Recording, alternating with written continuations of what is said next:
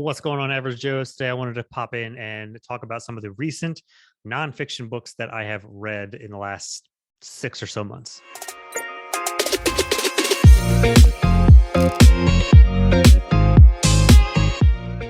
So, thank you as always for tuning in. Please like, subscribe, and drop some comments down below through the for the video.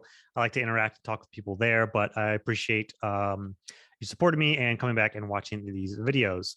So, if you've watched some of my content, you know I do mostly fantasy, sci-fi, some mystery and thrillers, and I also, on occasion, I also do nonfiction videos. So I have a couple of top five in the nonfiction space, and if you didn't know, I read one nonfiction per month for the website and that I work for, and our podcast. We do one nonfiction read per month, and we do a review discussion on the podcast. So it's usually three or four of us. We have read the book, and we are talking about and discussing the book. So I'm going to mention basically all the ones that we've been talking about in the last 6 months, and I'll drop a link to at least two of them down below. But you can go through the other podcast and YouTube page and check out any others. But so going through, we like to do a variety. So we are mostly in the health and fitness space. So it's going to be nonfiction in that kind of space. But we do a lot on productivity, leadership, nutrition, things that will make us better, basically. Wide variety of that for nonfiction. I hate to call them self-help, but nonfiction in that sense. So to start off, one of the first ones that we read, or earlier on in the year, we did "Obstacle Is the Way" by Ryan Holiday. He is definitely known for and has several books on Stoicism. So that's what this book is going to be sort of geared toward. And so it has to do with kind of a mindset in and how you approach things. And I think the best takeaway that I had from that book was how you change your perspective and your mindset with anything that you might do. So, it's easy to go into something and get super bogged down in negativity, but you really need to shift your perspective to, instead of seeing a deterrence, you should see an opportunity for something else. And there's a lot of that different perspective of, okay, this might be an obstacle, but now it's just the way that I got to go. There's the name of the book. The obstacle is the way. So perseverance for sure, getting over obstacles and barriers, and mindset shift, and just stoicism in general. So if you like stoicism and some philosophy, I think this could be a really good one to check out. Some of the band members on the team really do like Ryan Holiday and some of the stoicism that he puts out there. He has some other books that I've been interested to check out. Possibly, I'm a little curious more about stoicism. Not much one for philosophy. I just think philosophy at times can just be an endless debate that can go on forever. But some of the theories and some of the advice that he comes up with in these books is actually very good, like the mindset shift. So Obstacles Away is a pretty good book. I think I gave it like 3.5 stars. Then going into just kind of doing this in chronological order of what we read. We had 3 months in a row where we did books on nutrition.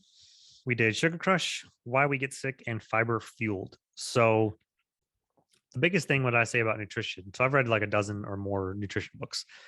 Biggest thing I say about nutrition and books is the more you consume about the information on nutrition, the more better off you're going to be. But everything in book on nutrition is going to have its own focus and its own bias. So there is not one end all be all good nutrition book to read. You could read 5 and still need more to learn. Like I said, I've read a dozen and I'm still planning on reading more. So each of these books have their own specific focus on nutrition, on what their sides are. Sugar Crush, guess what? It's all about sugar.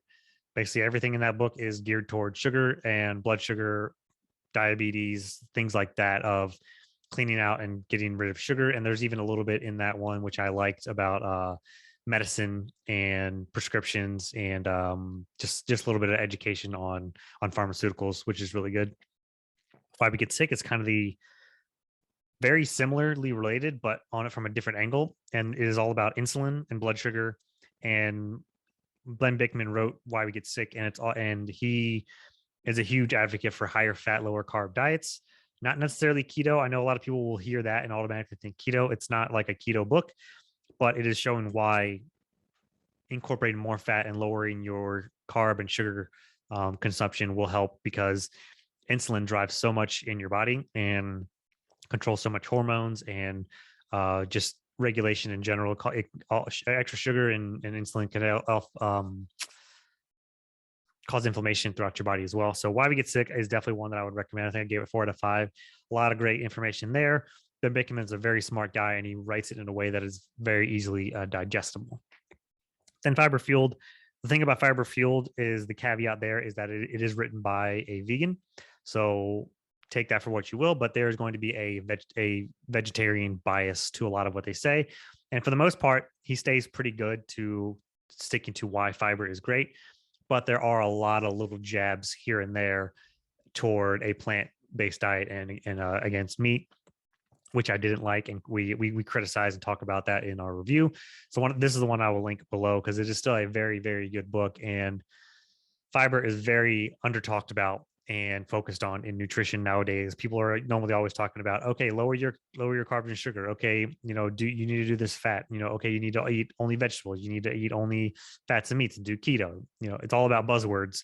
Fiber isn't a very, very sexy buzzword, but fiber is very, very important, and it's also something that is pretty easy to incorporate into your diet. So a lot of things what I love to point out about these nutrition books is what are the easy takeaways and steps that people can do now, and incorporating fiber is 100% one of them. And so out of all these books, it's basically eliminating sugar, incorporating fiber, and adding some good fats into your diet. And that's like the 3 main takeaways to boil down those 3 books. But they're so Sugar Crush, I wouldn't really advise. I mean, unless you actually have like diabetic symptoms or going down that diabetic route, then you don't need to read Sugar Crush. Why We Get Sick is definitely worth it. And Fiber Fueled, of course, is definitely worth it. You just keep those biased in your minds when you're reading. Then coming up July, we read Range. Range was a book on how diversifying yourself and what you do and being more well-rounded will help you out in life in general. So even if you're hyper focused and you know what you want to do, learning stuff outside of the box, outside of what you're doing, will help you in the long run. Some of the examples they cite are how Tom Brady and Roger Federer were never hyper focused on their sports. Roger Federer got into tennis late, and Tom Brady was actually drafted into the MLB to be a baseball player before he was drafted in the NFL. So these well-rounded people succeed much more, and you never know when you're going to have a left turn, and whatever path you're on that you think you're going toward, you might have a left turn and you're on something else, but you need that expertise in something else. Or even an off the wall crazy situation happens and nobody knows anything about it because they're focused on this point A, but you learned years ago about point C through some other random thing going on, and that has helped you overcome this obstacle. One of the examples they had was there was the oil spill. There was an oil spill in one of the oceans, and the company was wanted to give out, like $10,000-$20,000 prize to anybody who could come up with a good solution on how to mop up this oil spill. And the person who won that was like a chemist of sorts, but he learned not through chemistry background, but through his construction background when he was younger, because of mixing cement. There was something they would do to keep the cement from solidifying, from getting super hard super quick, and that solution transferred over to helping to clean up the oil spill. So Range can help in a lot of what you do. Another book that basically what I just said, it kind of sums up most of it. It's very long-winded in all the stories, so you don't really need. I don't think Range is one that I would necessarily recommend. Not really too much worth time unless it actually interests you and you want to hear a bunch of stories and a bunch of good things about that sort of area.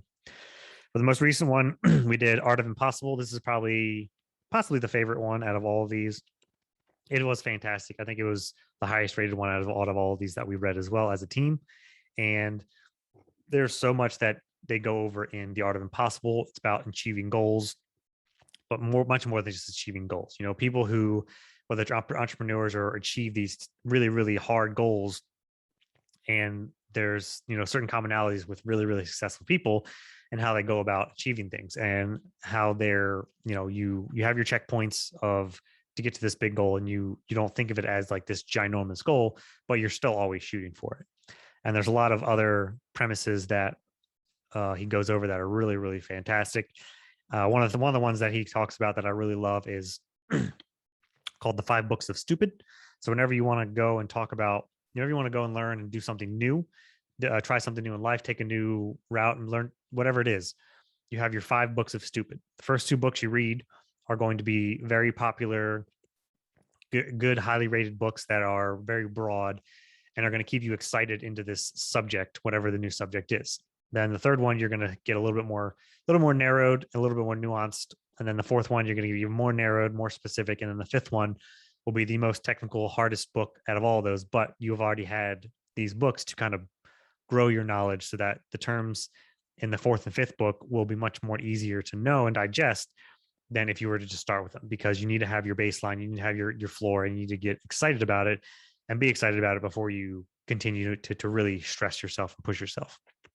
The Art of Impossible has a ton of great information on it. It's a really good read, and I would definitely recommend that. The author of that book, The Art of Impossible, it's escaping my mind. I think it's Kotler is the last name. He's written a bunch of really, really good books. I think one of them's called Stealing Fire. The other one is Rise of Superman, something like that. And he's a very well-known, very well-respected author in certain subjects, and he does a really, really good job in writing his books. So Art of Impossible and Fiber Fueled are probably the top 2 ones that I would recommend to everyone on this list. And then, Why We Get Sick is probably interchangeable with Fiber Fueled, but I'd still put Fiber Fueled probably ahead of that. And the other ones are just, if you want to check them out. They would be good. But I'll link a couple of those down below in my description here, so you can check out. Like, it's not just me talking about it in those. It is a group of us. It's usually 3 or 4 of us talking and debating and discussing these books. If you want to know more, or if you even just these sound interesting enough to you, but you don't want to read the whole book, you can just watch our review of it, because we usually talk about 20 minutes about it, and you can get most of the gists. And we always give takeaways and things like that. So, not trying to push you to any other channel or anything like that, but these are just my recent nonfiction reads that I've done. So what are some of yours that you've read this year or you want to get to? We're always looking for new recommendations for nonfictions. We typically decide like month of, like, hey, what are we reading? Okay, let's just do this one. We don't really have a long nonfiction TBR, but if you have any to recommend that it's in this range, in the scope, let me know and I'll check it out, and we might do those. But I'm definitely interested in hearing what nonfiction books you guys have read or are interested in. Let me know down in the comments, or if you have read some of these, what you thought of them, and we will talk more later.